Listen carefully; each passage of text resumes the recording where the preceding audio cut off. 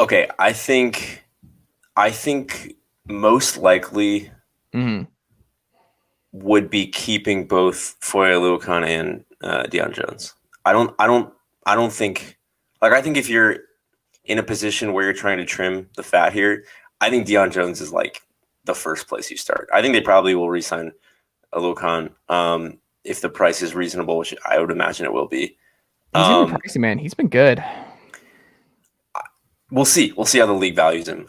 I don't know if like tackle numbers really appeal. Like, I don't think you're going into a free agent negotiation anymore and saying I led the league in tackles and have that be like the hallmark of your pitch. Like, we all remember Paul Warlow and like the Yeah. year and a half where we were like, oh damn, is Paul Warlow really good? And it's like, oh no, no, no, he's just tackling guys like 7 yards beyond the line of scrimmage every play. Um, Leave Jesse Tuttle I would be alone. surprised I would be surprised if Deion Jones is a Falcon next year. I really would. Yeah. Um, I think I would be. I think I'd be surprised if they traded Grady Jarrett, but not stunned. There's been a lot of. Well, it's not just Grady Jarrett. The expectation, you have to combine that. It's not just Grady. It's Ridley and Grady. That is a lot of star movement in one off season. Yeah, but I think we're sort of pricing in that a Ridley. I would say a Ridley trade is more likely than not. Would you? Mm-hmm. And if a Grady Jarrett trade is 25%, I think there's a. I mean, you know, I don't know. I think there's like there are gonna be some really hard decisions, and I'm that trading Grady Jarrett would be a move toward we're really gonna tear this down and restart. And I don't necessarily think that's the wrong move. Like, you inherited a roster that was very top heavy, and increasingly that top was not good enough to allow you to compete. And I don't think that's really how you win in the NFL. Like, it's a really precarious spot to be in, and they have to rebuild the depth. And I was reading today about God, I forget which draft expert said this, but one of the draft experts said this is the most even picks 15 and 60 will have been for years. Like, Hmm. the talent there, the depth is there. And then I think someone else commented like this is the most even 1 through 60 has ever been. And so I think the talent is there to take advantage. You already have an extra pick in that range. If you trade Ridley, you will get another one. And if you trade Grady Jarrett, you could probably get another one. And I think that's how a rebuild starts. If you have 4 or 5 picks in that spot and you hit on, you know, 2/3, 3/4 of them, like, that's how you just build a roster. And I think we're in the position now where the Falcons have to just like add talented football players wherever you find them and sort of shed these deals, these contracts that are handicapping you in a lot of ways. I don't know. And there's, man, the idea that like we're just like Grady just, I guess, bothers me more because of all the draft capital we have put into the defensive line.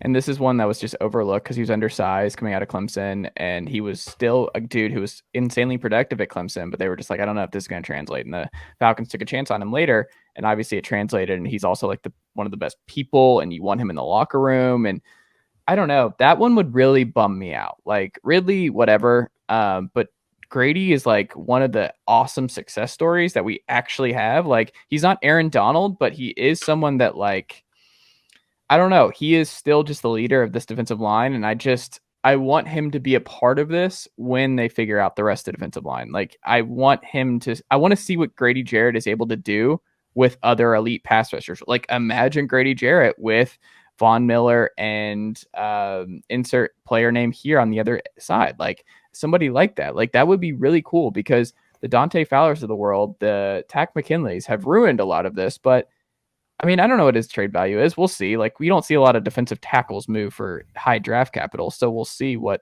other teams do for him. But like, I don't know.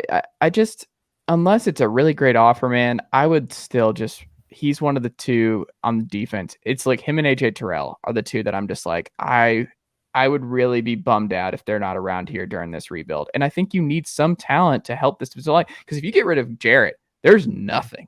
Like the Davidsons, tell like Nothing. you look up and down You're this starting list, from scratch.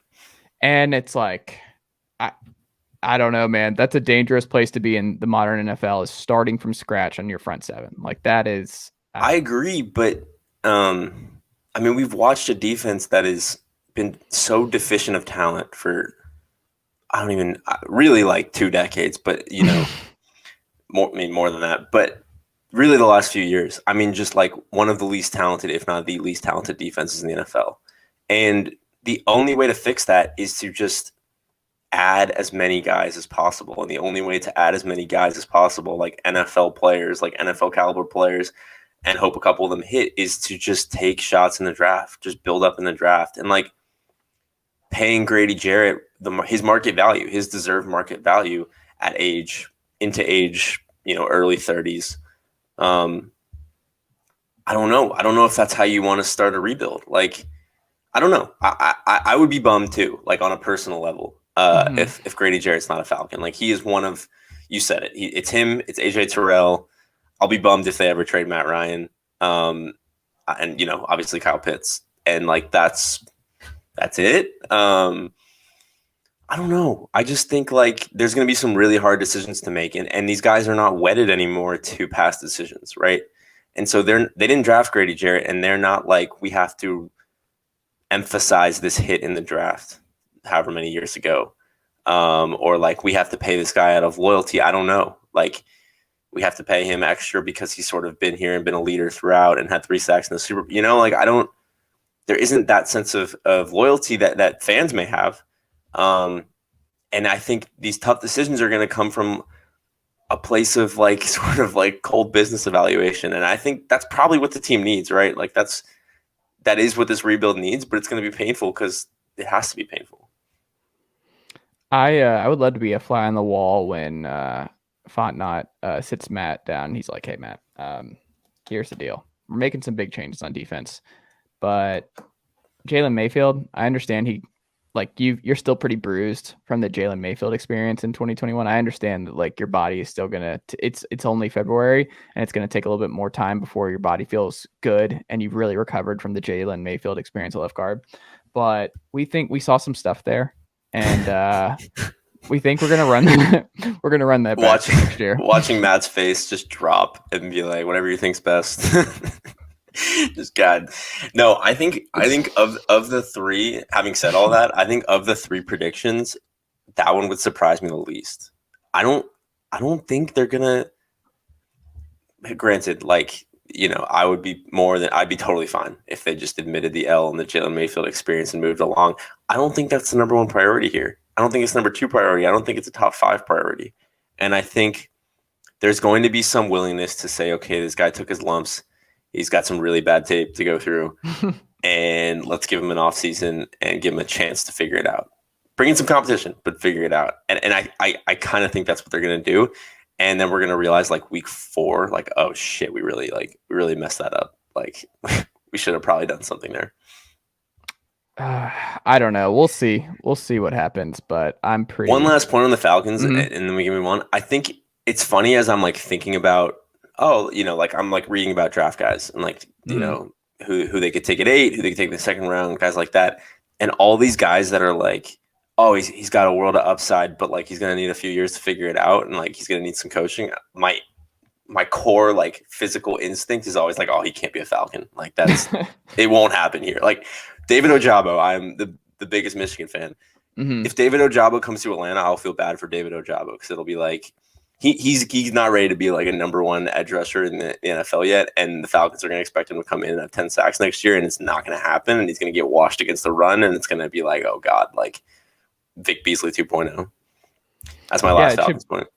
Yeah, let's just do like only SEC guys this draft and see what happens. Let's just do all do what the Washington football team did. You know what they did to fix their defensive line? How about every Mississippi State and Alabama player that's been good? Like, let's do that. Jonathan Allen. Let's get refined football players, guys who know what the fuck they're doing and are ready to come in. Sorry, didn't mean. Yeah, no, I mean that's basically what you have to do. Like, I love where it's like it's all this technical knowledge about drafting and everything else, and it's like, hey, let's just go get. Let's go get Nakobe Dean. He's super fast, really good. Like that guy can tackle. Right, like that would be me in the draft room.